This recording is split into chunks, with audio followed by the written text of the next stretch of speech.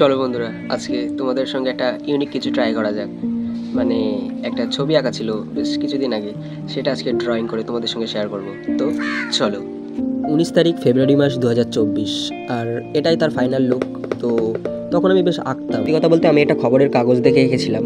তো ছবির মতো না হলেও অনেকটাই চেষ্টা করেছিলাম। তো ভাবলাম আজকে এটা ড্রয়িং করা যাক। রঙটা আরও ভালো হতো যদি রঙগুলো ফেড না হয়ে যেত। আসলে রঙটা ছিল 1-1.5 বছর আগেকার, তখন আঁকাঝোঁকা বেশ পড়তো না। এখন পরীক্ষাটা হয়ে গেছে, ভাবলাম যে বেকার বসে না থেকে একটা কাজে লাগিয়ে দিই। তো দেখলাম রঙগুলো অনেকটাই ফেড হয়ে গেছে, তাও অনেকটাই চেষ্টা করলাম। মজার ব্যাপার হচ্ছে রঙগুলো অনেকটাই বাইরে বেরিয়ে গেছিলো। অনেকদিন ঠিকঠাক মতো রঙ করা হয় না, কারণ বাইরের বর্ডারটা টানার সময় উপর দিয়ে একটা ডিপ স্কেচ করেছিলাম, মানে পেন্সিল দিয়ে।